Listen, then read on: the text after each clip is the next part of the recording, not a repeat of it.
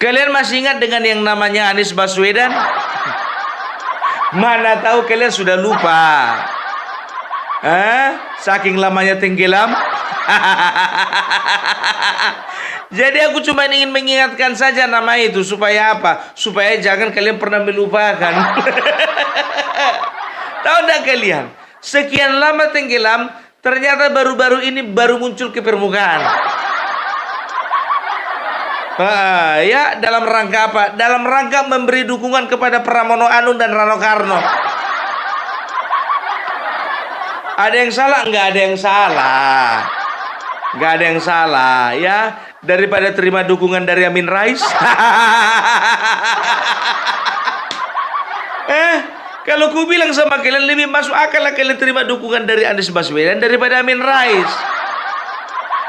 Nanti diajak pula kalian itu main-main. Ton.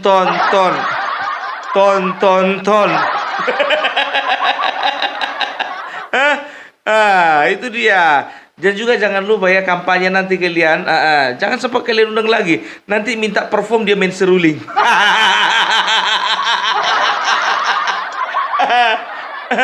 Tapi jujur aja lah, kalian terima dukungan dari Anies Baswedan. Nggak takut kalian terima dukungan dari orang kalah?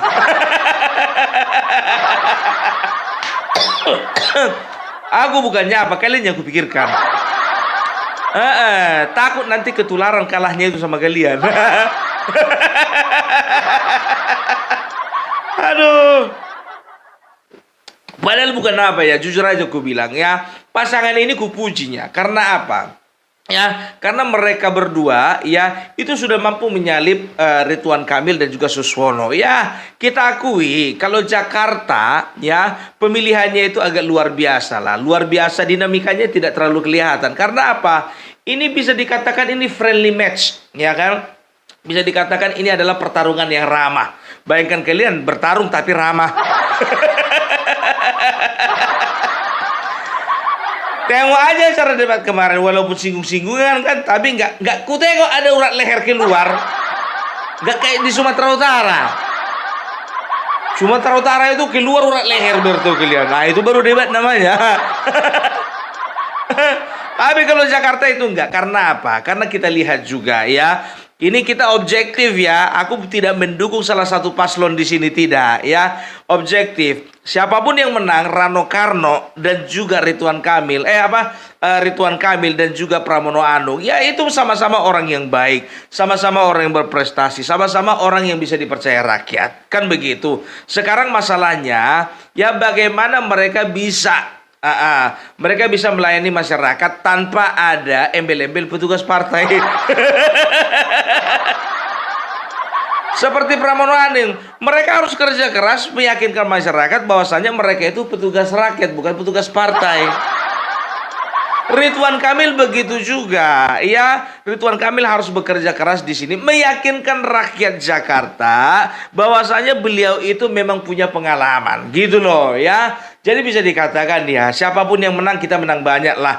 Karena apa? Selama tidak ada nih semuanya aman. Ya iyalah. Bukankah itu yang diidam-idamkan oleh rakyat Jakarta? Tapi tahu enggak kalian ya, ada gerakan namanya di Jakarta itu Gercos, gerakan coblos semua paslon. Ketika Anies Baswedan ya, mereka ini Gercos ini, kenapa ada Gercos? Karena mereka kecewa ya, Abah yang menjadi bapak mereka, menjadi sanjungan mereka, menjadi panutan mereka, itu ngerasa dizolimi gitu. Jadi mereka kecewa, maka mereka buat gerakan Gercos namanya, gerakan coblos semua paslon ya. Itu sebagai aksi protes mereka bahwasanya Anies Baswedan tidak ikut serta, atau lebih tepatnya menurut mereka tidak diikut sertakan di dalam pemilihan Jakarta ya. Dan tahu enggak kalian ya, kemarin Anies Baswedan memberikan dukungan kepada Pramono Anung. Gercos akhirnya angkat suara. Dia katakan apa? Kalaupun Abah mendukung salah satu paslon, maaf, I'm sorry, kami meninggalkan Abah. Pak Anies, jujur aja ku bilang, kau dari kemarin itu terlalu nampak kau itu takut pengangguran gitu loh. Waktu kemarin itu PDIP ingin menentukan antara Ahok dan juga Anies dan juga yang lainnya. Kau pede kali datang ke kantor PDIP. Sekarang begini, jujur aja aku bilang samamu ya. Kau gabung ke Pramono Anung mendukung calon dari PDIP. Apa belum hilang sakit hatimu? Belum hilang sakit hatimu? Kok jadi lebih cerdas Gercos daripada kau? Sedangkan Gercos punya komitmen dan juga konsisten di dalam menentukan sikap mereka. Bahwasanya mereka kan coblos semua paslon. Karena mereka bela-belai kau. Sekarang kau mendekat pula ke Pramono Anung. Coba harga dirimu di mana? Kemarin itu kau itu takut kali ya. Kau tidak mendapat dukungan dari PDIP. Ternyata yang kau takutkan itu betul terjadi. Udah capek-capek kau nunggu ya kan? Di saat Ibu Megawati membacakan siapa-siapa calon, namamu nggak keluar. Itu dia. Harusnya di situ kau udah bisa tentukan sikap. Bagaimanapun ceritanya, aku akan tunjukkan kepada PDIP bahwa aku akan bisa lebih besar daripada PDIP. Harusnya begitu. Nah, ternyata semenjak deklarasi Partai Perubahan kau nggak ikut. Disitulah makin besar ketakutanmu bahwasanya kau nggak akan bisa menjadi presiden. Di situ kau takut bahwasanya karir politikmu akan mandek. Di situ kau akan berpikir bahwasanya udah ini adalah kiamat, nggak ada lagi yang bisa kuharapkan. Karena memang ku tengok walaupun Partai Perubahan mendeklarasikan kau untuk menjadi presiden 2029 itu cuma untuk narik simpati supaya banyak yang bersimpati kepada Partai Perubahan, padahal setirnya itu bukan sama kau. Iya kan, setirnya itu ya sama pelopornya itu yang namanya bagiku nggak terlalu penting untuk diingat. Itu dia ya. Tapi itu dia, Pramono Anung mendapat dukungan dari Anies Baswedan yang sudah pasti adalah calon yang kalah kemarin Pilpres dan juga calon yang yang tidak mendapat kesempatan di Pilgub ya. Ridwan Kamil, bikin jurus terakhir. Akhirnya Joko Widodo turun gunung untuk mendukung Ridwan Kamil yang ada di Jakarta. Tapi maaflah dulu ya, aku mau nanya dulu, di Jakarta ada gunung? Kenapa harus dipakai istilah turun gunung? Di Jakarta kan nggak ada gunung. Nah kalau di Jakarta, waktu di Purwokerto, ya Bapak Joko Widodo bersama dengan Ahmad Lutfi kampanye, cocok dibilang turun gunung. Karena apa? Di Jawa Tengah banyak gunung. Kalau bisa istilahnya itu disederhanakan lah, turun gedung. Karena gedung nggak ada di Jakarta, gunung nggak ada di Jakarta, yang ada gedung. Ya, jadi aku mau ralat dulu. Joko Widodo turun gedung di Jakarta. Entah apapun bahasanya itu, yang penting pada intinya lah. Ya. Jadi bisa dikatakan sebagian pihak ya, untuk hal yang ini aku memang harus objektif ya. Banyak pihak mengatakan bahwasanya kenapa Joko Widodo harus turun gunung ya, ikut kampanye bersama dengan Bapak Lutfi kemarin itu, karena memang ya Bapak Lutfi pun secara elektabilitas ya itu mengalami bukan kemunduran sih, tapi Andika yang naik. Ya, jadi bisa disalib dia. Ya memang beda-beda tipis, tapi kan bahaya juga kalau misalnya nggak diantisipasi. Makanya begitu turun gunung Bapak Joko Widodo, keliling-keliling orang itu pakai jeep, ya kan? Elektabilitas naik lagi. Itu dia. Sekarang Ridwan Kamil begitu juga, ya kan begitu, ya kan? Di hari-hari terakhir diundanglah Bapak Jokowi. Ya diundanglah Bapak Jokowi untuk menentukan sikap dan juga menentukan dukungan. Apakah itu salah? Tentu tidak salah. Gitu dia. Dan tahu enggak kalian ya, banyak yang mengatakan bahwasanya ini Ridwan Kamil ini panik. takut kalah. Sekarang begini, ya kan? Kenapa Ridwan Kamil harus takut kalah? Karena dia kan didukung oleh orang yang menang Pilpres 2 kali. Menang gubernur 1 kali. Menang wali kota berkali-kali. Kan begitu. Nah, Anies Baswedan menang cuma 1 kali. Gagal berkali-kali. Jadi menteri diresapel. Masih ada waktu dia jadi gubernur, masih ada asap-asapnya Formula E. Setelah itu masih ada juga dia itu kemarin itu kalau saya tidak salah apa namanya lem Aibon ya, kelebihan bayar apa tugu sepatu, tugu bambu. Oh, masih banyak yang lainnya. Tapi jujur aja aku bilang ya, kalau aku sih nggak terlalu takut Pramono Anung ini menerima efek negatif dari dukungan Anies Baswedan. Karena apa? Karena Jakarta ya penduduknya adalah penduduk yang berpikir secara rasional dalam menentukan pilihan. Iya kan? Itu dia ya. Tapi aku curiga ini ya. Kenapa Anies Baswedan menentukan dukungannya kepada salah satu paslon yang ada di Jakarta? Aku takutnya begini. Ya, ini menurutku. Ini kan sekarang ini netizen dan juga ada beberapa elit sedang menyinggung-nyinggung masalah Formula E. Masalah penyelewengan yang ada di JIS. Dan juga ada beberapa hal lainnya, kan begitu, mengenai masalah korupsi, kan begitu. Aku takutnya ini kawan cari tameng, mencari perlindungan.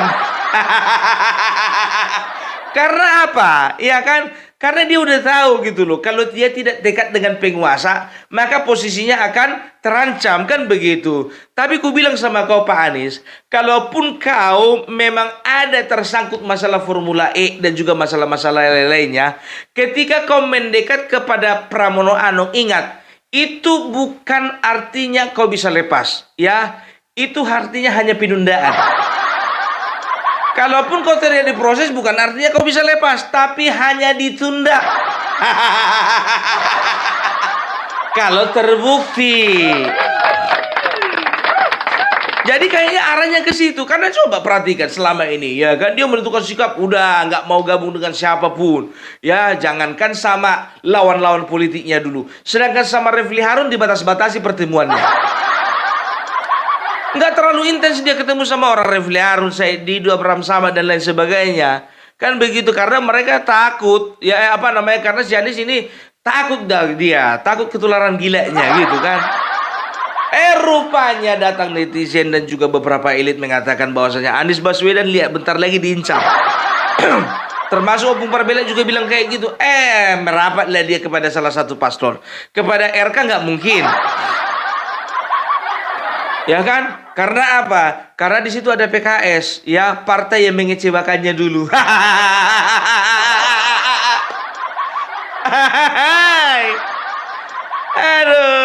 Aduh. Inilah dinamika politik yang ada di Jakarta ini. Bisa dikatakan ya nggak terlalu apalah, ya nggak terlalu riuh lah, ya nggak terlalu kalau di apa kalian bertahu kalian kalau di Sumatera Utara, lempar-lemparan. Sesama pendukung sini sama sana main lempar-lemparan. Dilempar yang sana ke sini, dilempar sini ke sana. Untung aja di sekitar itu nggak ada batu, ya nggak ada botol air mineral. Jadi nggak terlalu ada yang kepala berdarah-darah. Alias di Jakarta, ya kan aman-aman aja. Karena apa? Di Jakarta itu sekarang itu sudah banyak terbagi-bagi. Pendukung RK, pendukungnya Pramono, pendukungnya Darmakun, yang nggak seberapa itu. Baru apa lagi? Anak Abah pendukung RK. Anak Abah pendukungnya Pramono. Dan juga anak Abah yang tidak mendukung semuanya, tapi dicoblos semua paslon. Ada lagi golongan Ahokers, ya, pemilih Pramono. Ada juga Ahokers pemilih dari RK. Cuma sayangnya di antara mereka nggak ada yang mau milih Pangrekun. Ada sih, cuma nggak terdeteksi aja. Saking sikitnya. Gitu dia. Jadi ketika sini sama sana bersih tegang, biarin aja lah orang itulah situ gitu. Datanglah Gercos itu tadi, gerakan coblos semua paslon. Oh, keluar-keluar orang itu. Datang yang di sebelah sini, biarin aja lah situ keluar-keluar. Toh juga nggak terlalu signifikan suaranya. Kan begitu. Tapi kalau di Sumatera Utara, oh jangan harap ya. Pro Bobi dan Pro Edi itu memang betul-betul panas. Jauh kalian, bukan cuma di provinsi, hampir di setiap kabupaten panas. Iya, jujur aja aku bilang. Kalau misalnya di kabupaten, kalau di apa namanya di provinsi Sumatera Utara kita udah tahu lah ya kan. Atau udah kalian kabupatennya. Tengok ya, aku perhatikan, aku bilang sama kalian ya. Ini yang agak-agak panas ini Tapanuli Utara. Simalungun. Yang paling parah Tapanuli Tengah. Tapanuli Tengah itu paling panas. Makanya aku bilang, iya kan, kalau misalnya di pusat itu jujurnya kalau Tapanuli Tengah ini, kalau di pusat ya itu kalau bisa dikatakan panasnya itu ibaratkan kompor hok. Kalau di Tapanuli Tengah ini kompor inai, kompor gas.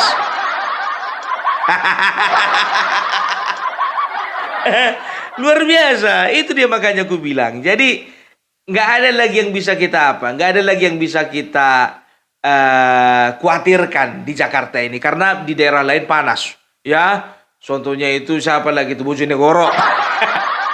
Indramayu panas itu Pak. Makanya udahlah tenang ya, Jakarta itu paling panas masalah kemarin itu kan pendukung dari apa namanya apa sih namanya itu klub sepak bola ya, klub sepak bola Jakarta, Jackmania. Oh, kalau itu panas itu, ya kan? Karena apa? Coba bayangkan kalian ya, Jackmania kalau misalnya Ridwan Kamil menang, ya Jackmania harus mendukung dan harus menerima gubernur yang sudah bisa dipastikan gubernur itu adalah pendukung Persib. Dia harus mendukung dan dia harus menerima, mereka harus menerima gubernur yang asalnya dari Boboto.